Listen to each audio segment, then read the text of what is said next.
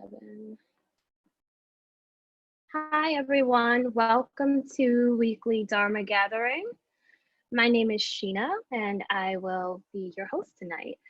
Tonight's session, Decolonizing Dharma, Building and Sustaining Practice Communities in the Age of COVID-19, will be led by Dr. Shanté Paradigm Smalls. Dr. Smalls will lead us through a guided meditation, Dharma talk, and we'll close with a Q&A discussion at the end. Tonight's session will be recorded, so if you'd prefer not to be seen, please turn off your camera feature. Please note that you will also be recorded when asking a question. If you have a question during the guided instruction or the talk, please feel free to enter it into the chat box at any time, and we'll be able to address it during the discussion period. The recording of tonight's gathering can be accessed within 48 hours via your purchased products on your Vimeo Weekly Dharma Gathering account. You will receive an email notification once it's posted. Dr. Shanté Paradigm Smalls is a student, practitioner, and teacher in the Tantric Buddhist tradition. Shanté began teaching and practicing Buddhism at age 17 and has practiced in Zen, Sukha Gaikai International, Shambhala, and Bhumishvara communities. Shanté trained from 2009 to 2015 as a teacher and was authorized to teach meditation and Bhumishvara, sorry, apologies, in 2015. Shanté is focused on the healing impact of meditation in Black and Indigenous communities, people of color communities, LGBTQ+ communities, and incarcerated and recovery communities. Shanté is a teacher on the Liberate app and teaches regularly on Weekly Dharma Gathering online, which they co-founded and curate. Dr. Smalls, please begin with your meditation. Thank you.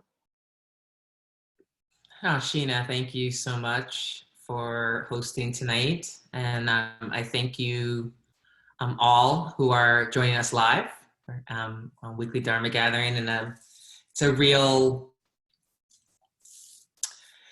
pleasure to be here with you and to be offering something at this moment in time. So for those of you who haven't been on Weekly Dharma Gathering talks, the Wednesday night talks, it's guided meditation, and then I give a little Dharma talk, and then we have a little Q&A. So if you feel shy about asking questions, you can feel free to type your questions in the chat feature, and Sheena can read them, or you can unmute your mic and ask your question. So, you know, I felt really inspired to step up. There was supposed to be another teacher who had to back out about a month ago, and I said, okay, I'll teach. I wasn't going to teach until next month, but I said, I'll teach. I have some things to say. And I really particularly wanted to think about two things, well, three things really. I wanted to think about community and practicing in community. And that's somewhat different than the more traditional notion of Sangha or community practitioners. So I'll say a little bit more about that when we get to the talk part. And I wanted to think about that in relationship to decolonization or decentralization of certain ways that we might have received meditation, whether that's through media or kind of maybe it's through an organization or maybe through an app or something, or even with the Dharma Gathering, and thinking about really cultivating communities based on our experience and based on our relationality. And the third thing that I want to sort of touch in related to this moment, but really this extended moment that I would say is really 500 years old has to do with this concept of the charnel ground, which is a very old and early, it's not just a Buddhist practice, but it's a material place that's not it's not a cemetery or a crypt, but it's actually above ground where bodies are left to rot. And it's a space of practice for people, ancestor worship or meditation, or all kinds of things happen there. And it's also a liminal space, sort of more metaphorically, that it's an in-between space.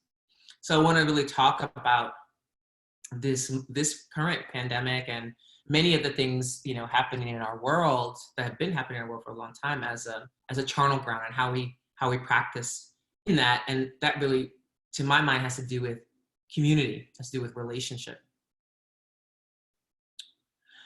So I'd like to invite you to get comfortable in whatever way feels good for you and your body at this moment. You are joining us from different places in the world, different time zones, and then different times for those of you who join live versus watch it later, or people who watch it again. So I really invite you to, if you want to sit, if you want to lay down, if you want to stand, even if you want to do walking meditation, that you take whatever kind of position or posture feels that it helps you most be present and be relaxed, relaxed and attentive, but not, you know, no sense of like having to pay attention, but just for your own self, finding what feels comfortable as possible, if you can get comfortable.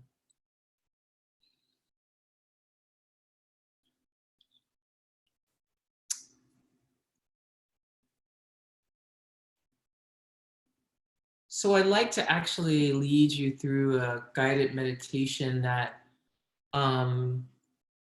comes from a reading that I want to talk about in terms of building community. But first, I just want to invite you to check in with yourself.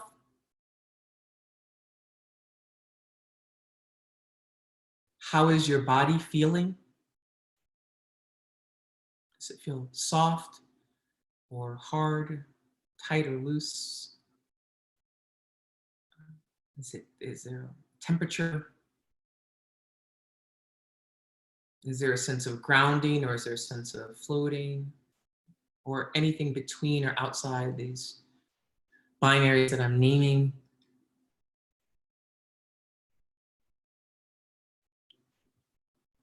Just getting a sense of where your body is at and how it's feeling, sort of taking the temperature of your body, orienting to how your body's feeling, not trying to change it or rearrange it or judge it, but just having a sense of knowing what's going on.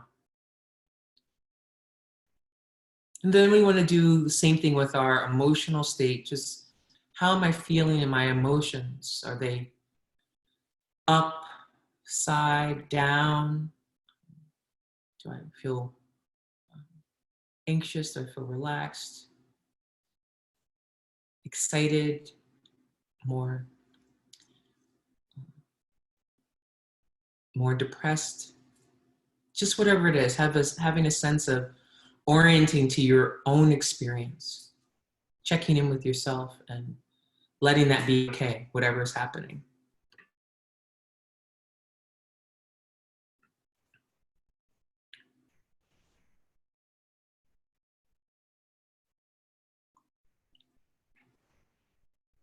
And finally, touching into your mind, how your mind is feeling.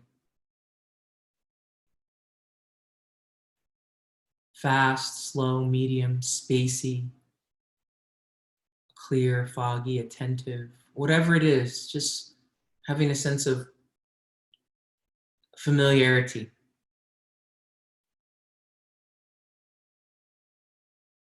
And just come into the experience of paying attention or placing your awareness on the feeling of your body breathing. You've been breathing this whole time. But now you're just giving it your mind, and you're feeling your body as it breathes.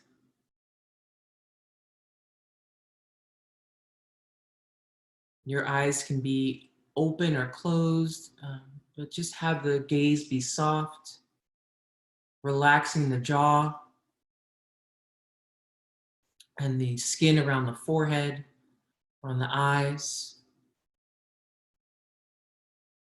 relaxing the shoulders, letting the shoulder blades melt into your back, feeling your seat and your feet sinking into the earth, our mother.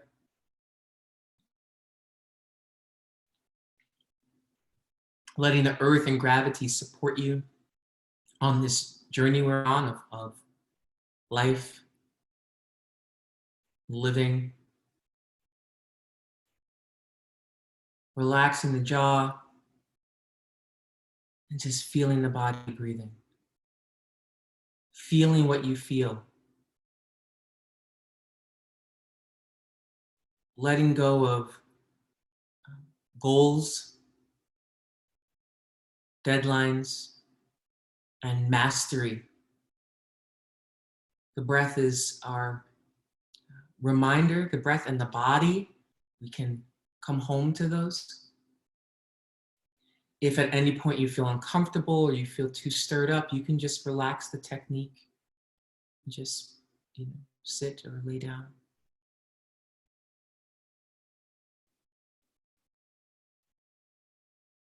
Letting thoughts and physical sensations and emotions rise, abide, and dissolve on their own. We don't have to chase them or stop them.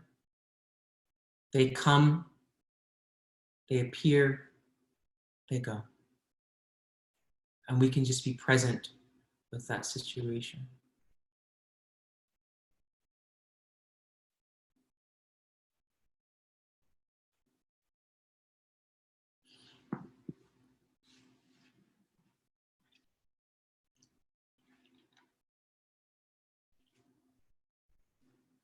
So I'd like to just, as you're feeling your body breathing, read you this little paragraph, and then I'm going to ask you to imagine yourself in similar conditions.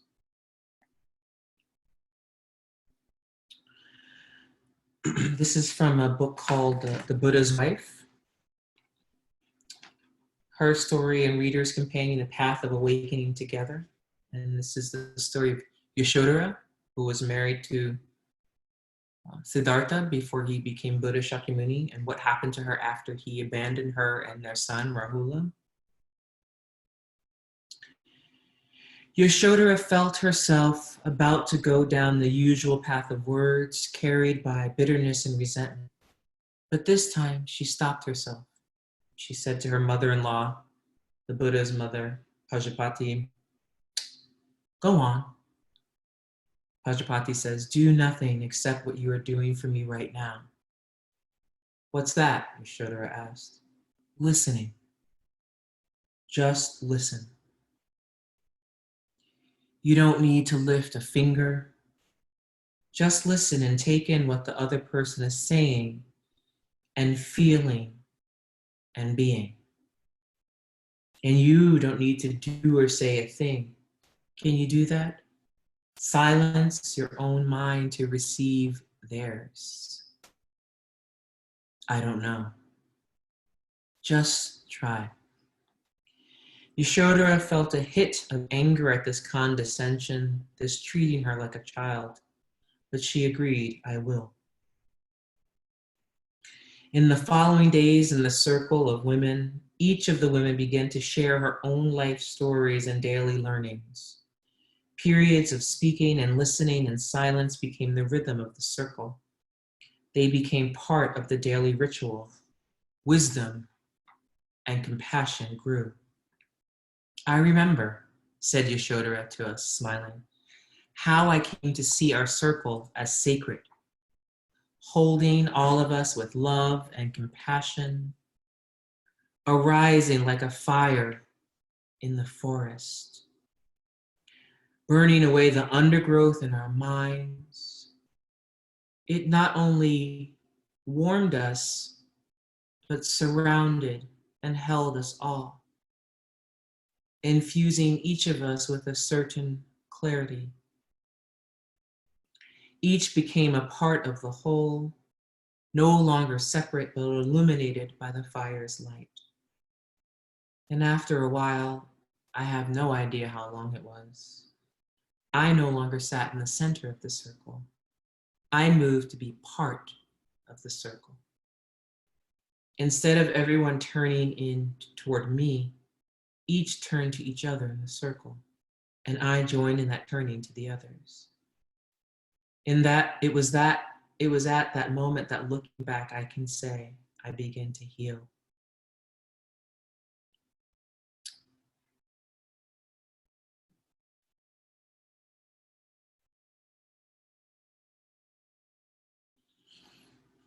So we can just imagine our own circle, whether it is of companions, people on the journey with us, whether it's a big, medium, or small circle. It can be just a circle of 2 or 3 or a circle of many.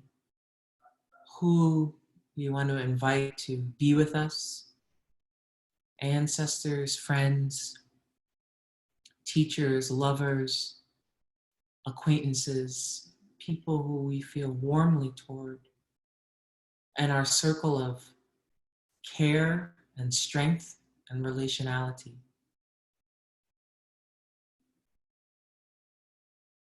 We can imagine ourselves first in the middle of that circle, and that those we've invited in who care for us, who love us, who support us, are sending us their love, helping us to heal our brokenheartedness, our fear, our neurosis, our aloneness.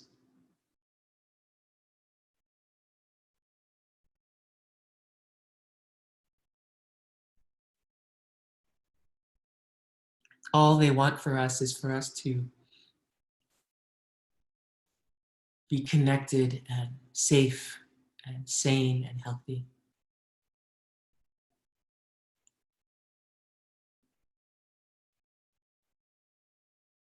And as we begin to feel ourselves infused with the warmth of their compassion and intention, we can join the circle.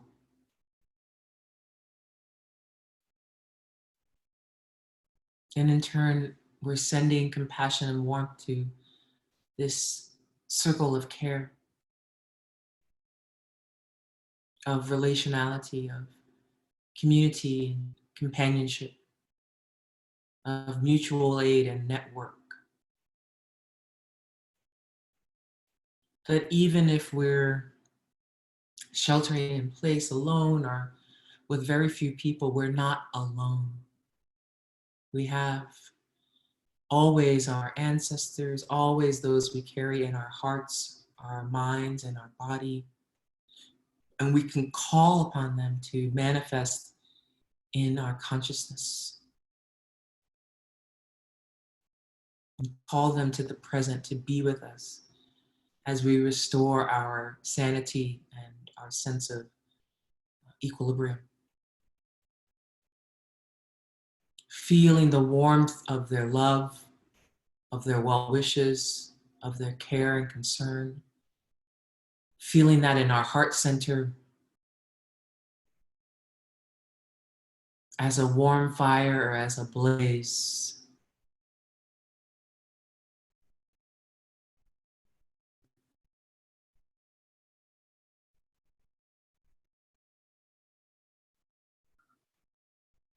You don't have to see everyone in the circle perfectly. You can just have a sense that they're there. If their name appears or their laughter or their scent,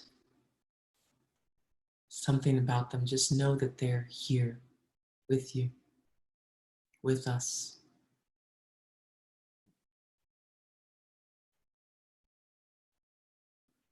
And we in turn can send that warmth, that same light to others, caring for them, healing them, holding them.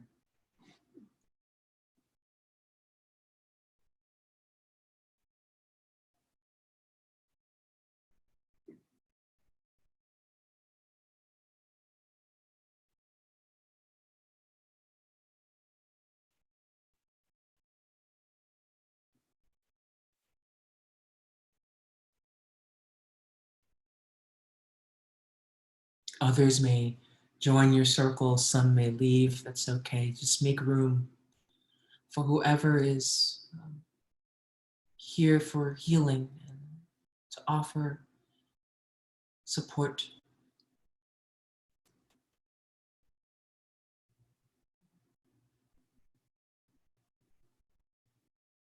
If you feel you need to lay down, please do. If you feel at any point overwhelmed, you can just come out of the contemplation or visualization.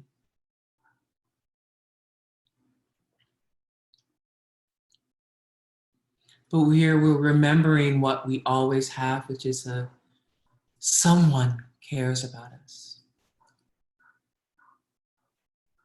And we can call them forth when we need them.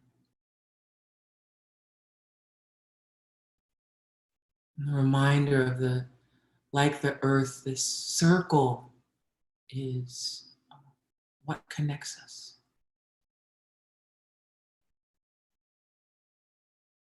This is a natural hierarchy that we're just passing along love, compassion, and care as we're able, and receiving it in the same way.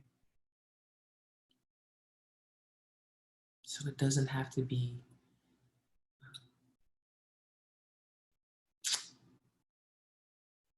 given permission. There's no restrictions, it's abundant.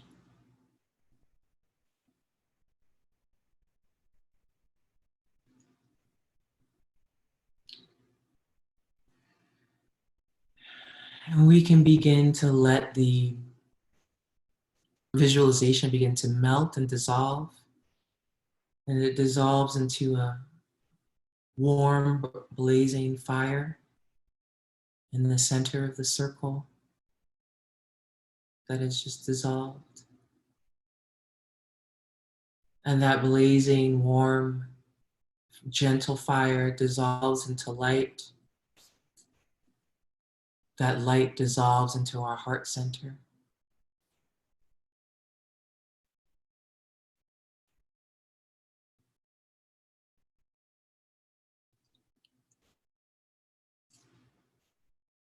And we can come back to our body, the feeling of our body breathing.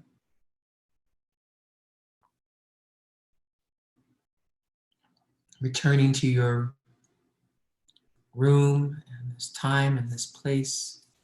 Feeling your seat and your feet. Feeling the warmth of your circle of care blazing inside of you. The echo of that.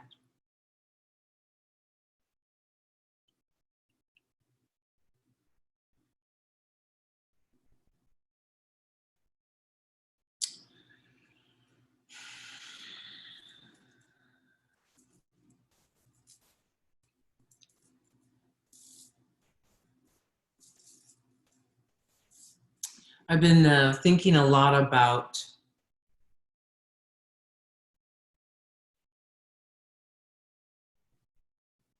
the tools and the skills that I have, the training that I have in Buddhist meditation and Dharma, but also just in life in terms of us being a professor and being someone who's in 12-step communities and used to be an organizer, but really mostly that I value relationship and connection with others.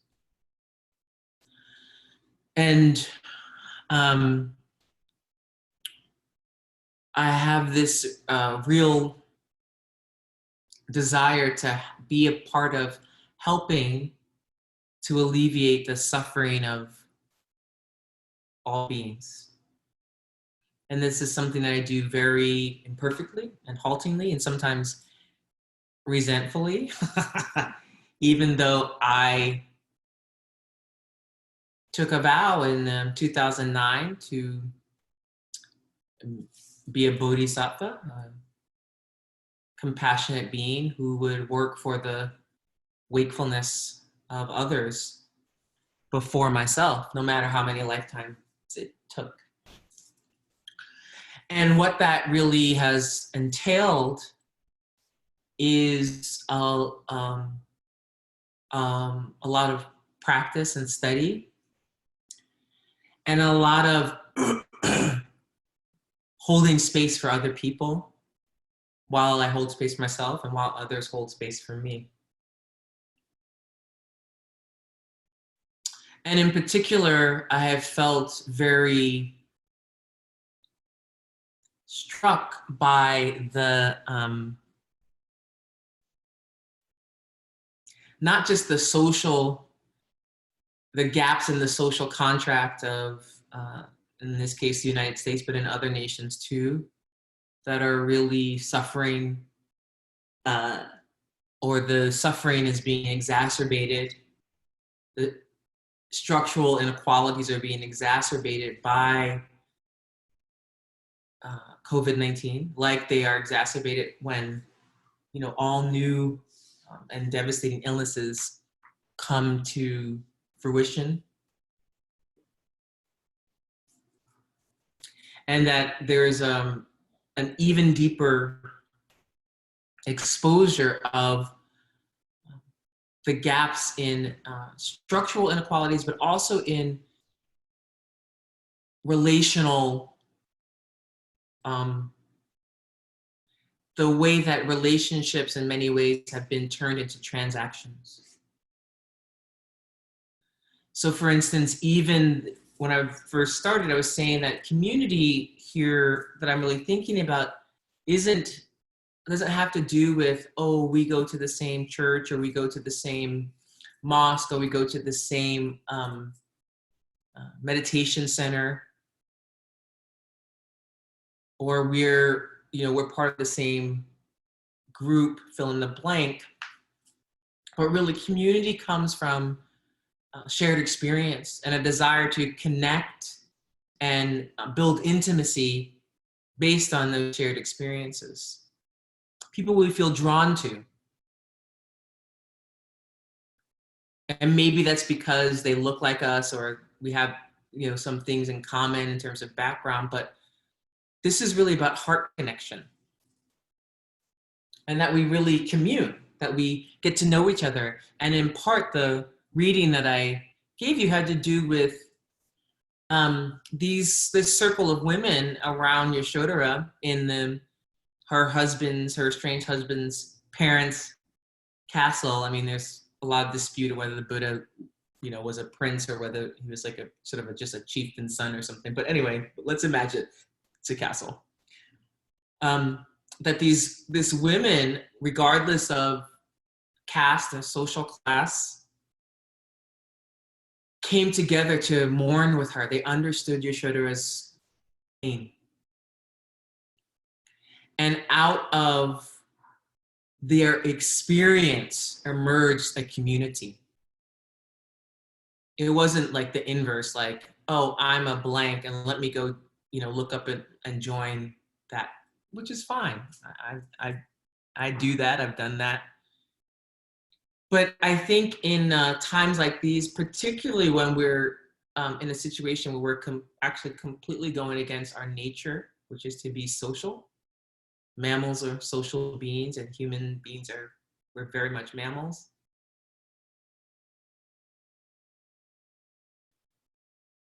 How might we begin to deepen connections we already have around whatever our spiritual practices are? Or if we're trying to cultivate those, how do we sort of protect that cultivation? And one of the ways that we do that, really, I have found, is through connection with others. And this, I really like this little hashtag about we're alone together. you know, even though some of us may be alone, the only being in our or living being that we can see in our house, or maybe in my case, I'm the only human. I have a dog and some plants. I feel connected to other people. It's different than the in-person connection, absolutely. And yet I remind myself, and what's really been sustaining me for the last 7 or so weeks has been my really small group of friends that I practice with. There's 5 of us.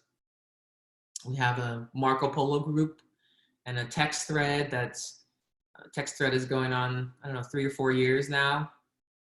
And we practice together once a month. And we check in with each other, you know, daily or semi-daily. That's my Sangha. That's my community of practitioners. They're mostly actually on my shrine here, makeshift shrine. And I'm reminded that, particularly for me, when my more formal Buddhist Sangha fell apart in 2018 because of sexual abuse scandal related to my guru, I really had to, as I was experiencing my grief, heartbreak, and anger, and rage, and bafflement, and confusion, and embarrassment, I really had to cultivate community if I didn't want it to become bitter and resentful. If I didn't want to live in a place of bitterness and resentfulness. That I could experience those things, I could have them as experiences or emotions that were transient, but I didn't want to stay there. Concurrently, I experience sometimes fear, or experience sometimes loneliness. I'm a human being particularly inside of this moment where every tickle of the throat or cough takes on different resonance. But I don't have to live in fear. And part of how I orient myself towards reality, which is whatever is arising, is, of course, first, grounding my body and my emotions and the mind and the experience that's arising for me, and then connecting with others. And this is particularly important in a moment that seems like it may last for a while, where there's a lot of, I've heard people use the word uncertainty a lot.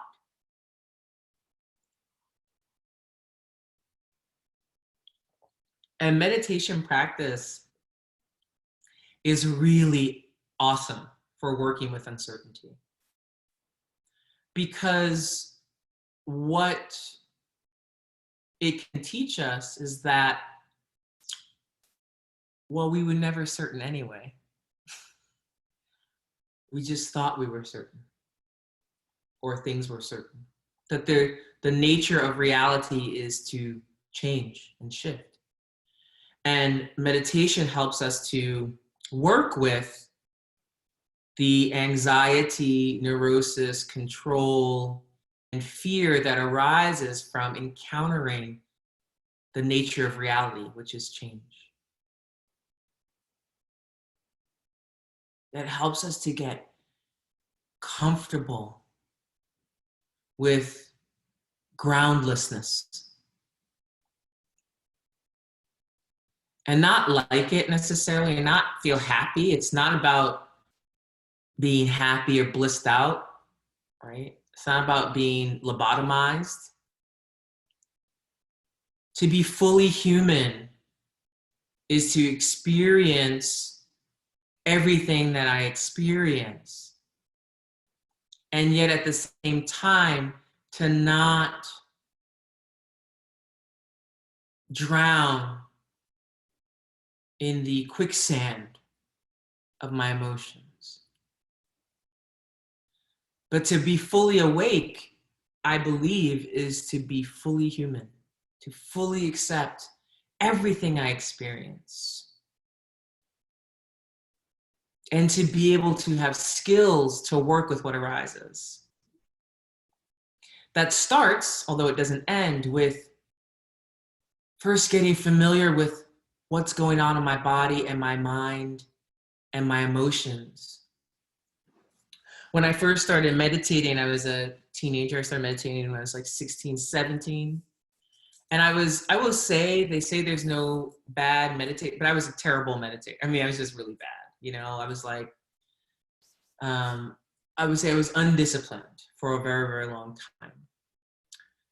My mind was very chaotic and my body was very chaotic. I was a mover. I have a lot of karma energy. I have a lot of action energy, right? I'm definitely part of in the karma Buddha family, in the karma family in terms of Buddha families.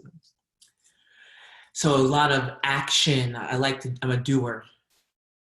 And that's great, except for sometimes doing can become a form of aggression if I don't have a plan, right? So if I don't have space and I'm just doing, it can be aggression. And if I'm always planning and never taking action, then can be laziness. So I gave up for a while. I would like meditate when I was, if you had told me at 17 that I was going to be a meditation teacher, Dharma teacher at some point in my life. So, you know, when things would get tough, I would meditate and that was great. But it's akin to like drinking water only when I'm at the point of extreme thirst and dehydration, instead of drinking water every day to stay hydrated, you know? So eventually my experience in life brought me to the cushion. And I got very curious about the gap between what I believed about myself and the kind of values I felt I had, and then how I acted and some of the choices I made. And one of the tools I used, among others, you know, psychotherapy and yoga and running and lots of other things, was to journaling, was to get to know myself in short periods of working with my breath and my body.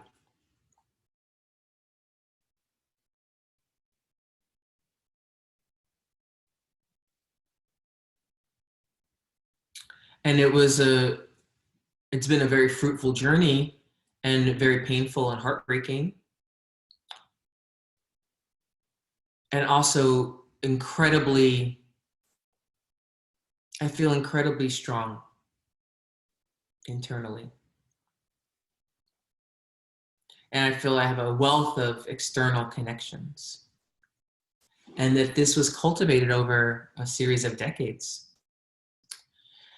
And that we each have the ability, because we're a human being, to pay attention.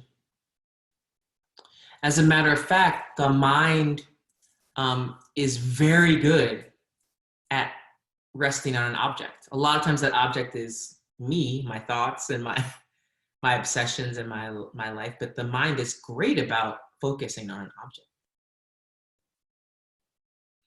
And meditation helps us to cultivate qualities inside of us and outside of us that help us to deal with life's guaranteed vicissitudes.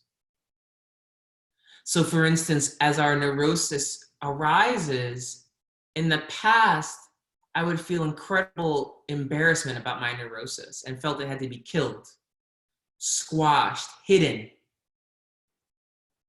That having neurosis, having anxiety meant I was failing at something.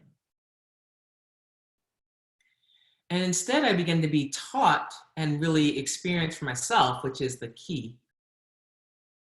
Because people can point things out, but I have to actually experience it. We each do, in order to trust it. I began to experience for myself that when I worked with my anxiety and my neurosis, when I um, let it arise and I would see the whole scenario kind of play out, I began to experience incredible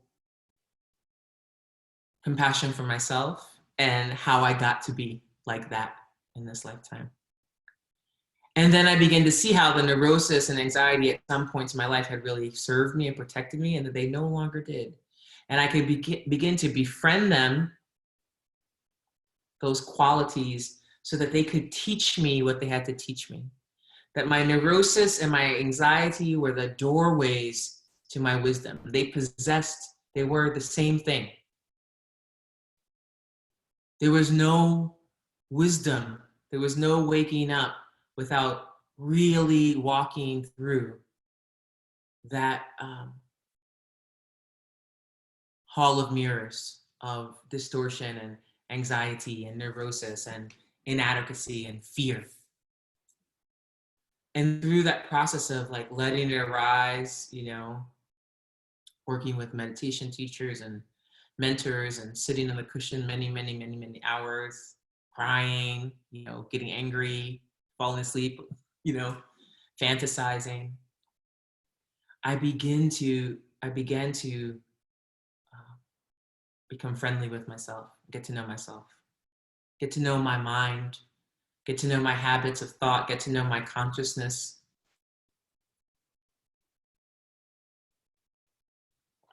And from there, I began to experience myself, not even through really trying, transform. How I was no longer ignorant, so I could no longer act from a place of ignorance. But even more so, what I felt was this connection with others that I really wanted to seek out. And I really wanted to experience the growth and the depth and the heartache, frankly, that comes from relating with another being.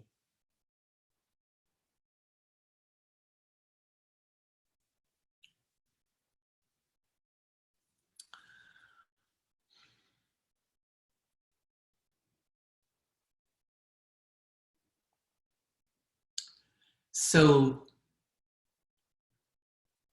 how do we build these communities? Well, you already have them. I don't, need to tell you. But I think in some ways, cultivating relationship based on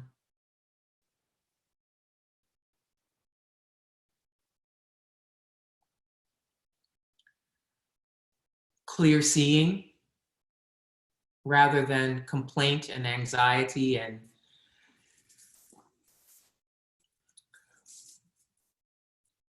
negativity. Don't get me wrong, those things are all part of my life, but I'm also really trying to cultivate my relationships based on how we can support one another. And it's been really interesting for me to feel where a lot of my anger is arising. Why isn't that person wearing a mask? I get very angry. There's some fear. I also want to not be in stay at home for the next 2 years. So like let's flatten the curve and help the medical and scientific community, or feel myself angry at callousness and selfishness, and and when that kind of anger arises, it's not just an emotion for me. It actually sometimes starts to close the door of my heart, and I feel like fuck people, except for my little approved list. And so then I have to actually ask myself, what's going on there? Oh, I feel heartbroken at the callousness.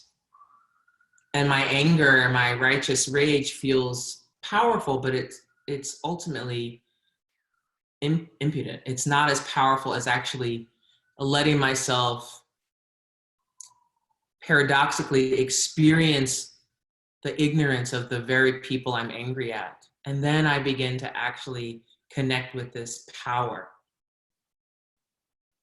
right? The power of relationship. I understand because I've been ignorant about many, many things in my life. Loudly, loud and wrong. Even when it put my life in danger. And it wasn't until I was shown or saw for myself my ignorance and the depth of it that I began to desire something different. And people showed me that in books and teachings. And so I feel very deeply that at this moment, when I'm not having nearly as much physical interactions, you know, when I go to the grocery store once a week, you know, maybe. Or sometimes when I'm walking my dog and I see other dog parents, the dogs will meet and we'll be 6 feet or more, 12 feet actually apart. That I'm really seeing when the temperature is turned up on life situations, I'm seeing really the importance of our relationships. You know, for me, that's family relationships, my relationships with practitioners, colleagues, friends.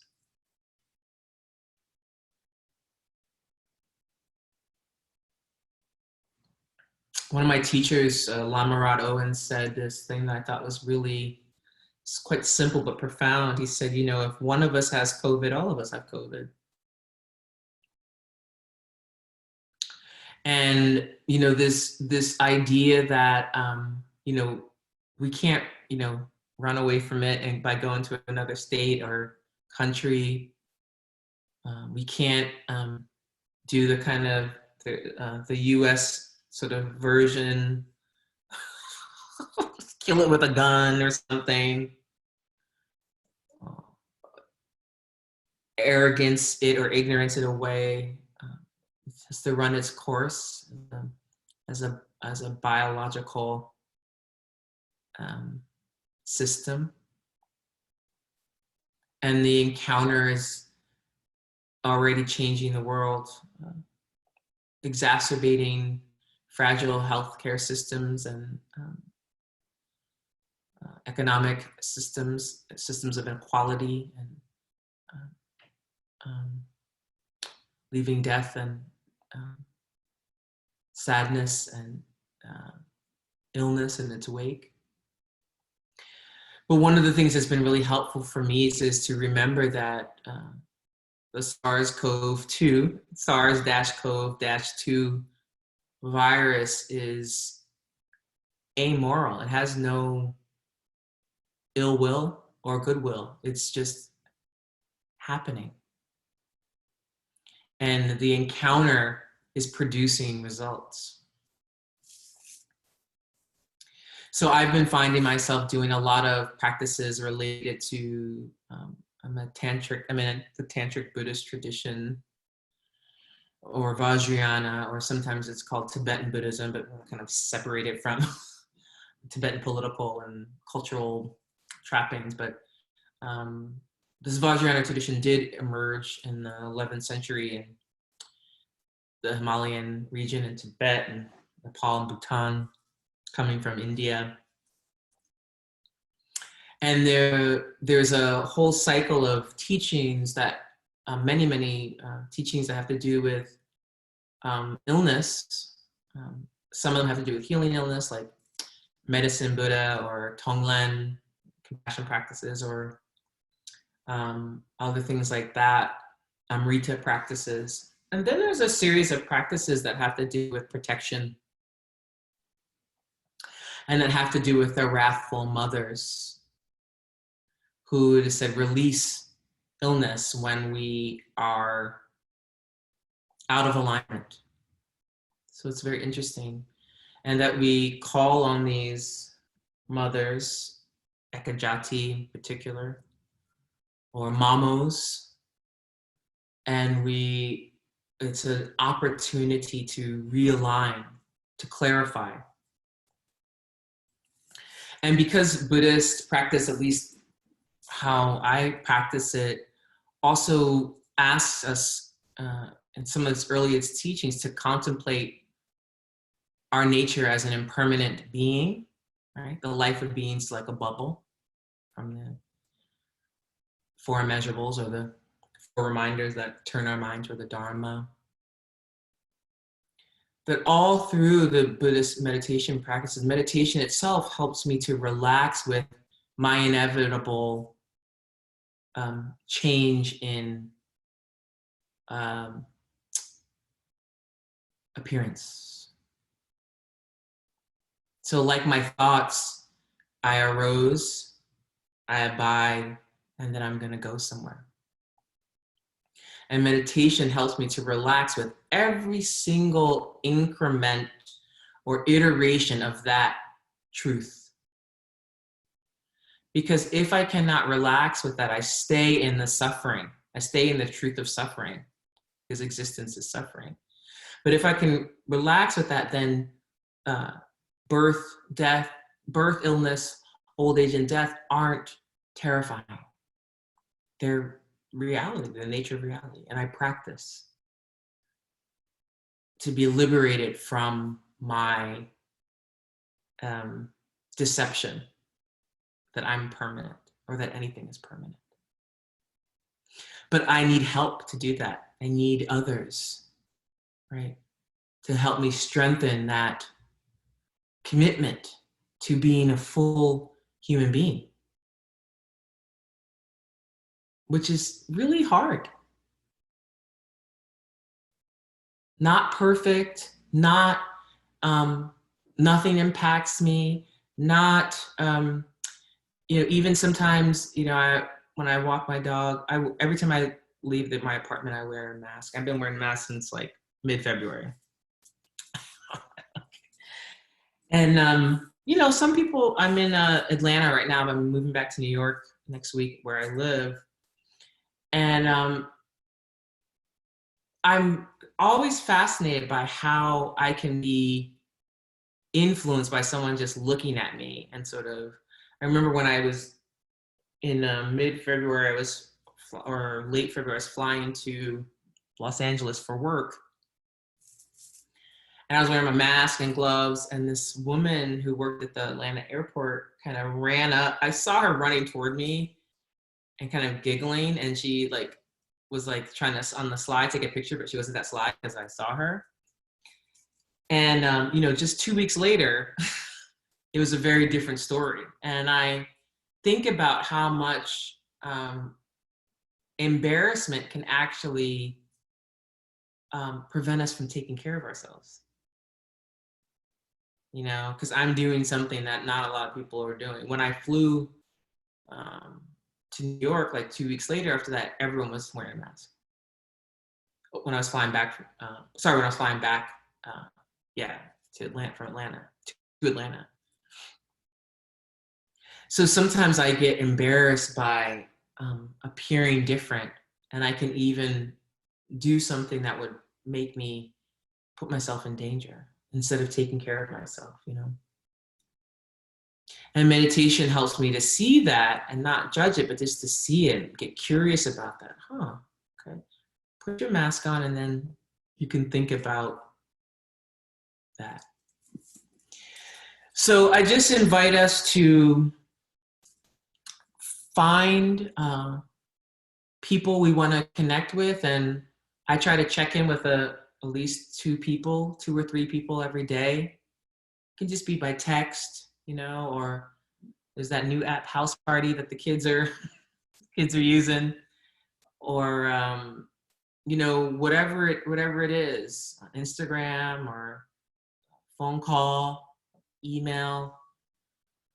That we're checking with people, and if there are people you want to say, hey, can we meditate together? I want to meditate, but I'm having a hard time. I know you meditate too, and you can there are many apps. Weekly Dharma Gathering has we have many meditations and teachings and liberate and all kinds of Insight Timer, all kinds of places. And particularly now, there's like, I feel like I'm getting invitations every moment for meditation, which is great. So that even if it's just you and a friend or your partner or a family member, you decide, once a week or twice a week, you're going to meditate together. That's building community, and you're going to connect with others, so that when we emerge from our being away from each other, you've actually built that muscle up, right, to continue. So I'd love to hear any questions you have. Yeah, thank you.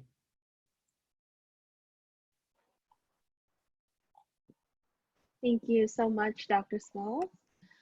If anyone has any questions, you can unmute yourself and ask, or if you want to type them into the chat, that's okay as well.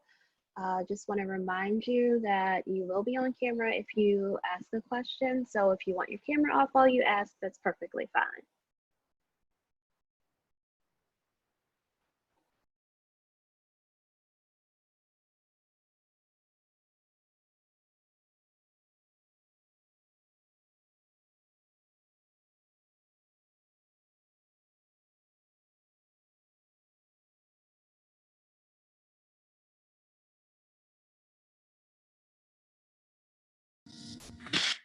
Dr. Smalls, this is Anna.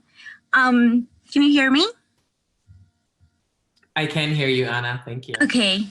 I was wondering how, I know you said you started meditating at 16, and that's such a young age, and I commend you for it. How did you choose the branch of Buddhism that you did? Was it a journey to get there and to choose which? Does that matter? I find myself in this very beginning stage of full commitment now, even though, like you, when I was younger, I was, always seeking it, but now I'm really more committed to it. Right. I want to know what are some right to choose the branch, or stuff like that. Thank you for that question. That's a great question. So for me, it was trial and I won't say error because they weren't errors, but it was the first, like many people in the West, particularly those who aren't from ethnic Asian families. Zen is the most kind of popular form of Buddhism in the West. And so I found myself, I was actually introduced to Buddhism by Dharma punks, which I think comes from a Theravadan, like spirit rock offshoot. But I ended up first practicing with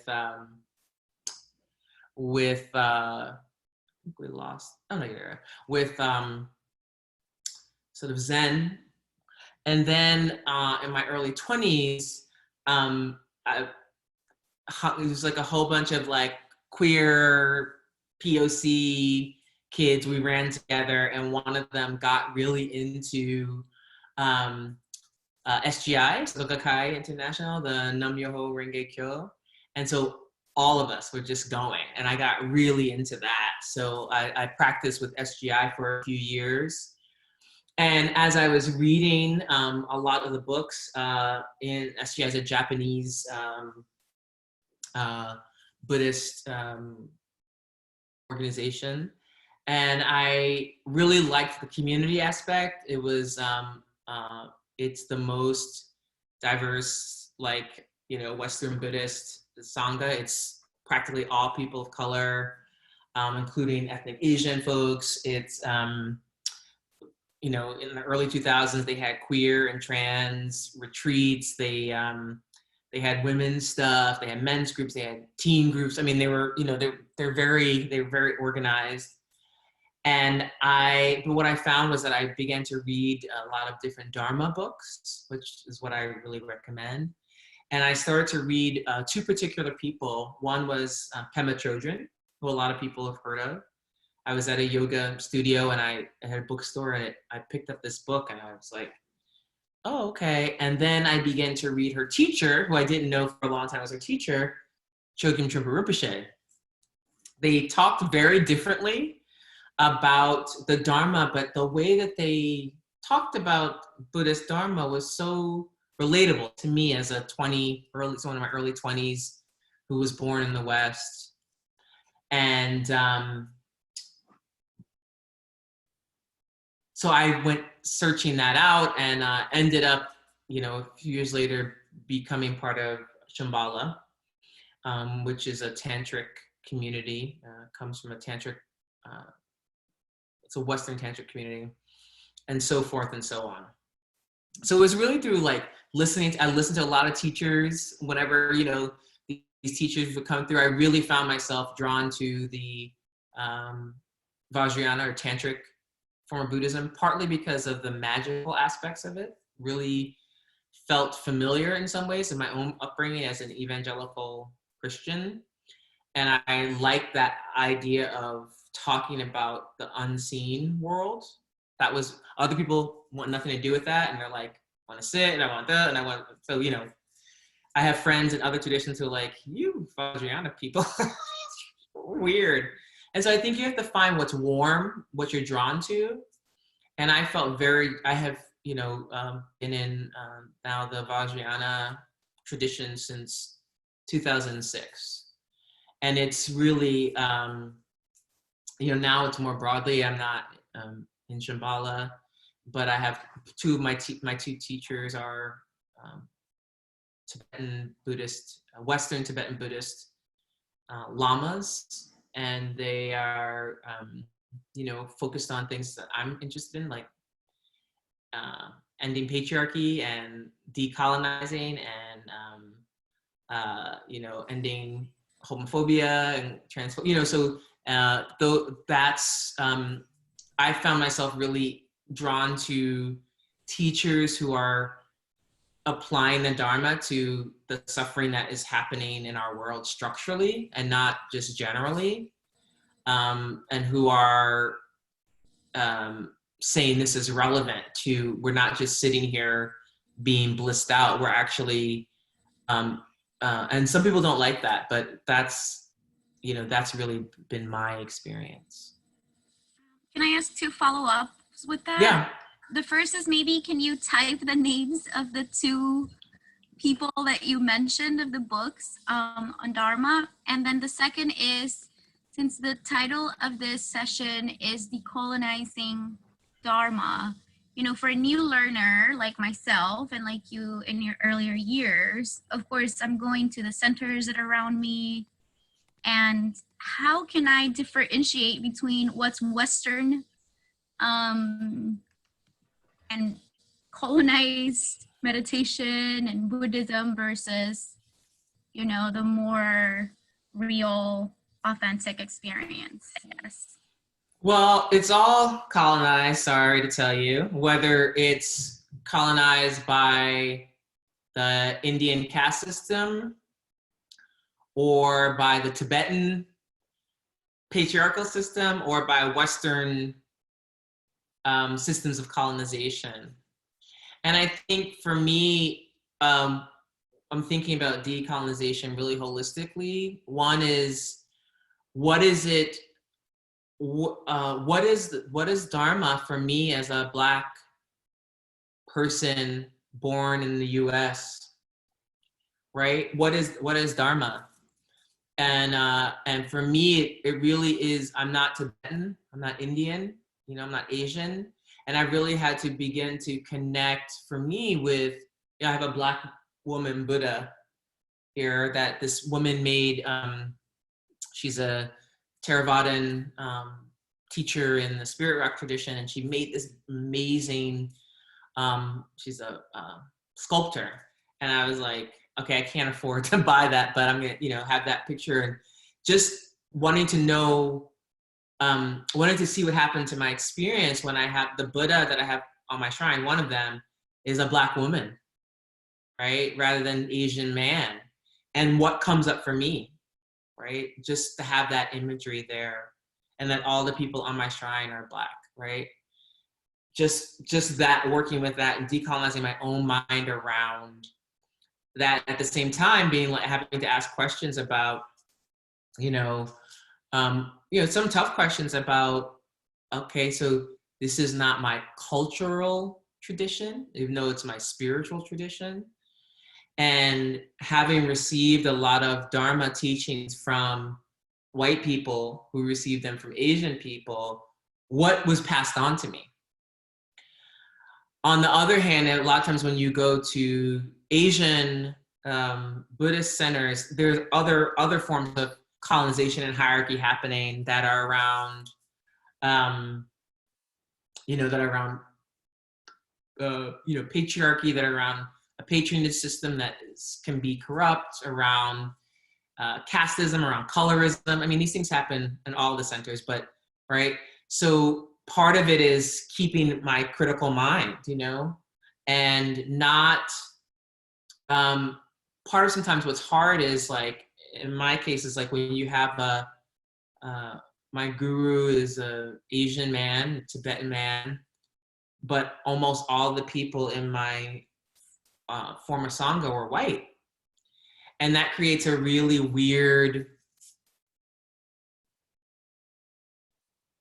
dynamic, right?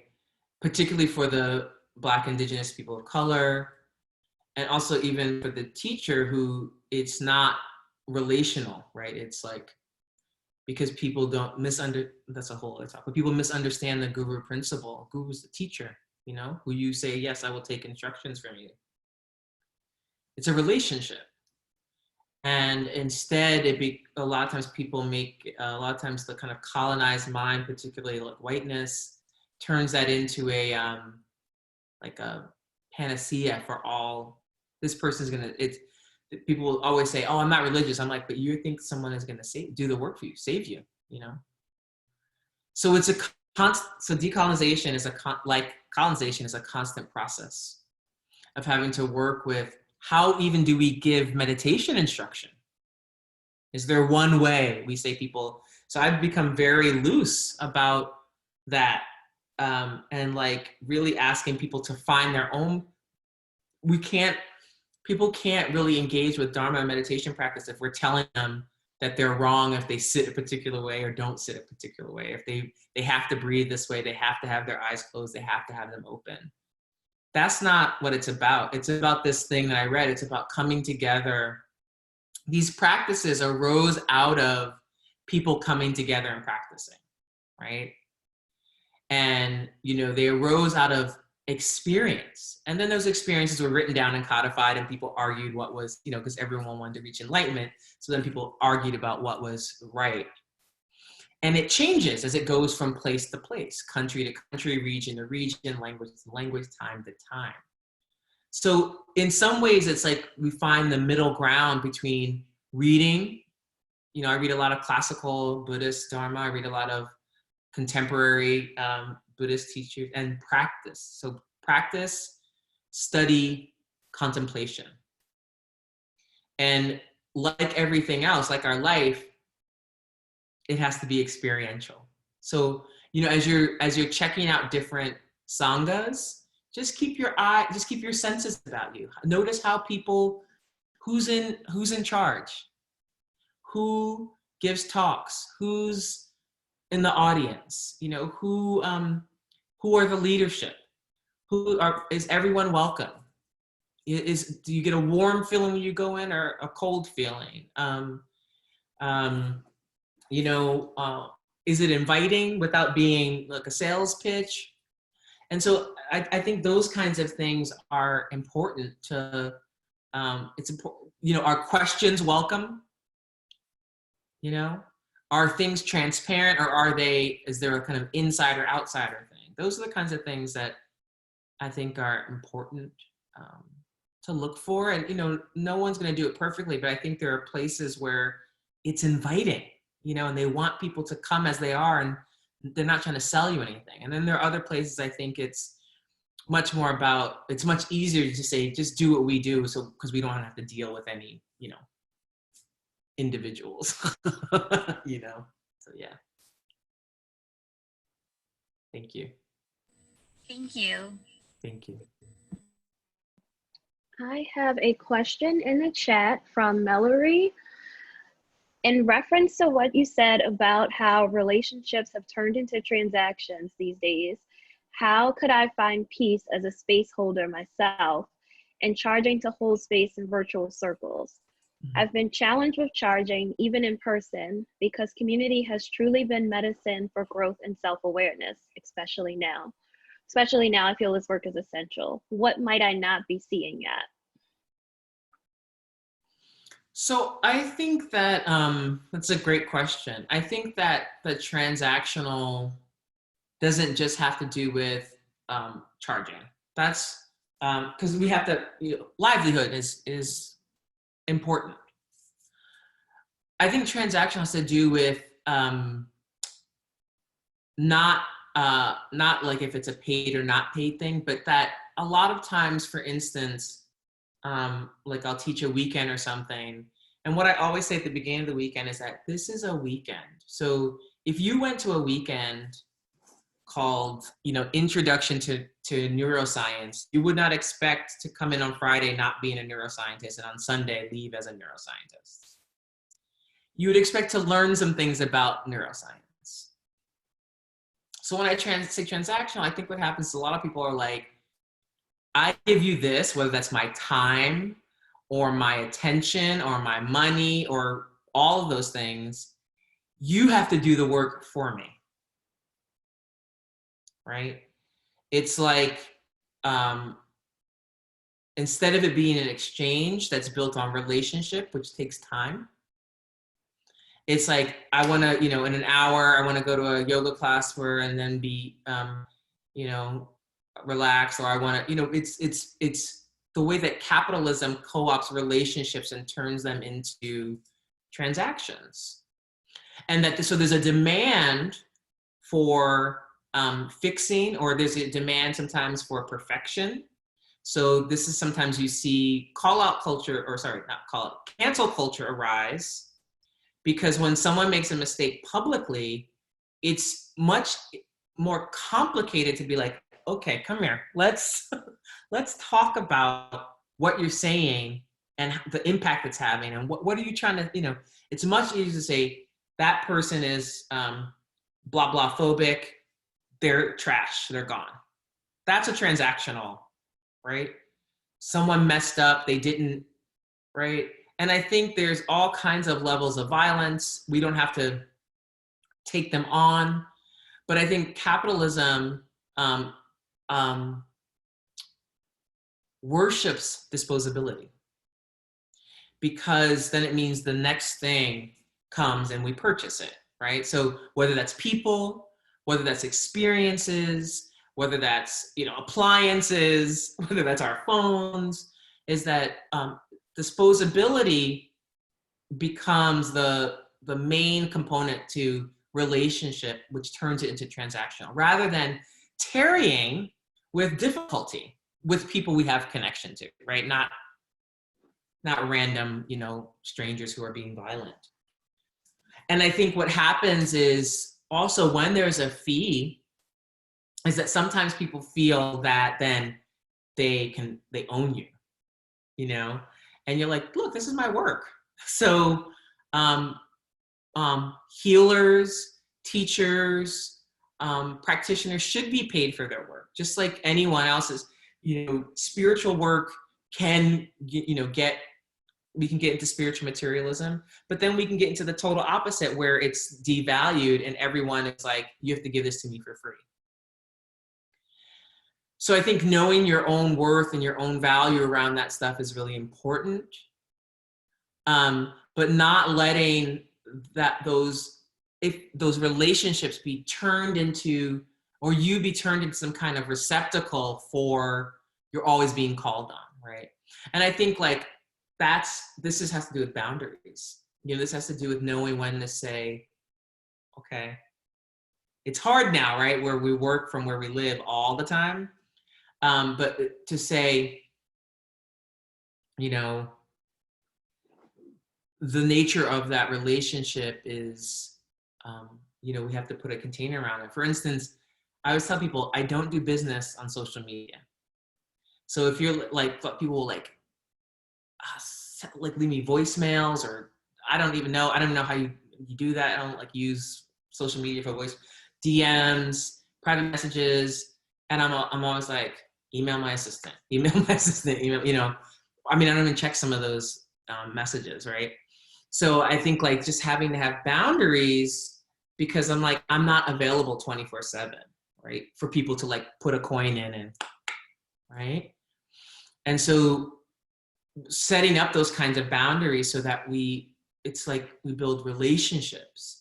Even if we're doing business together, business is a lot of times it's built on conversations. Do we vibe together? Are these things compatible? Will this enhance our brand? Even if it's like straight up just like, will this enhance the brand? Some tools work for some relationships and some don't.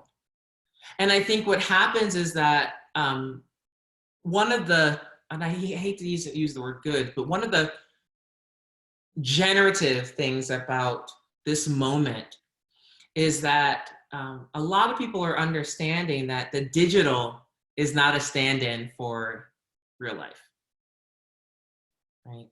Putting our whole world on Zoom or on, whatever, WebEx or on all the apps is not a substitute. It's an enhancement, right? Or it's a tool.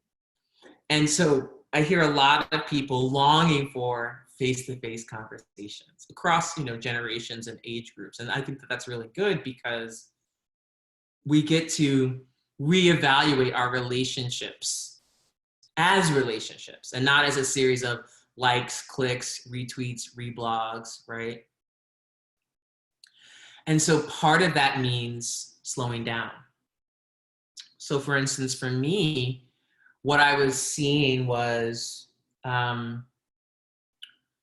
at one point I had a lot of private meditation students, and it was just a lot to manage them because it involved money. And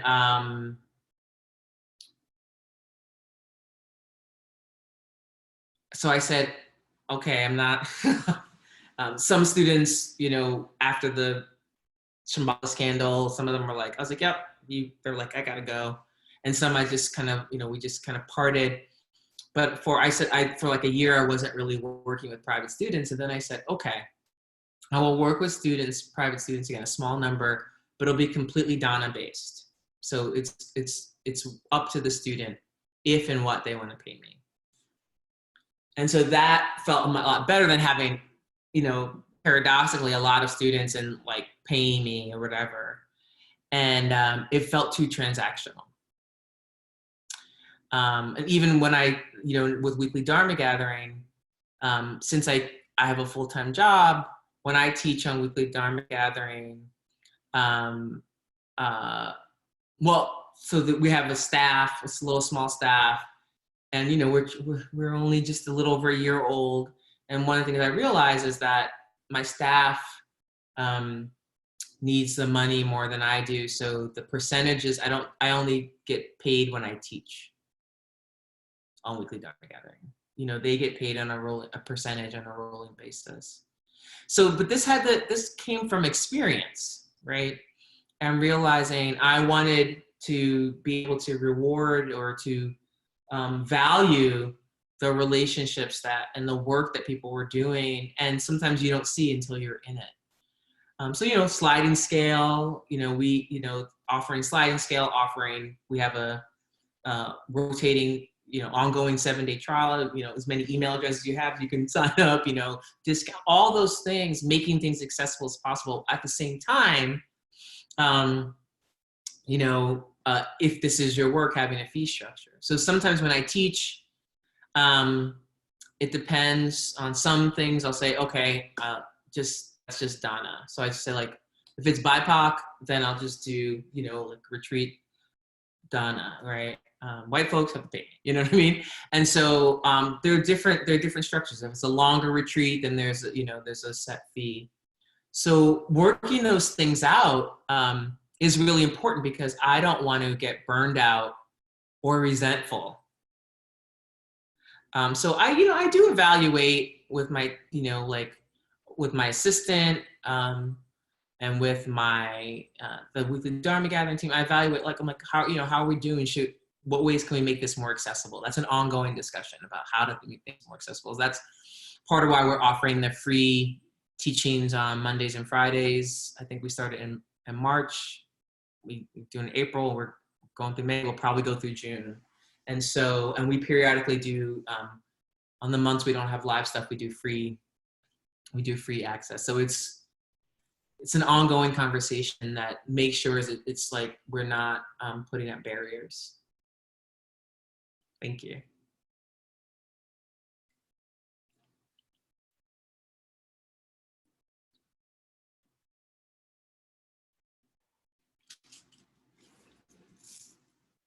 Any other questions or comments?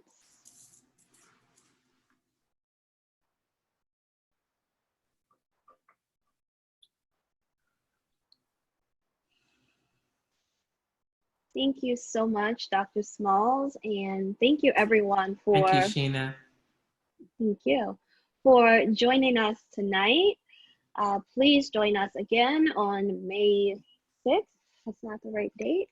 Please join us again next week, Wednesday, on April 29th. And we'll have J.D. Doyle giving a talk entitled Identity and the Five Aggregates. And you can find more details in the link I'm going to post in the chat for you. I just want to throw out a quick reminder to consider becoming a subscriber to Weekly Dharma Gathering if you're not already. As Shanté mentioned, we have a 7-day free trial that you can find on our website. And please be sure to spread the word to your friends. In addition, if you use social media, make sure to follow us on Instagram at Weekly Dharma and on Facebook at Weekly Dharma Gathering. Thank you all so much for being here. And again, thank you, Dr. Smalls, for teaching. Thank y'all. Please stay safe, sane, and healthy, y'all. Thank you.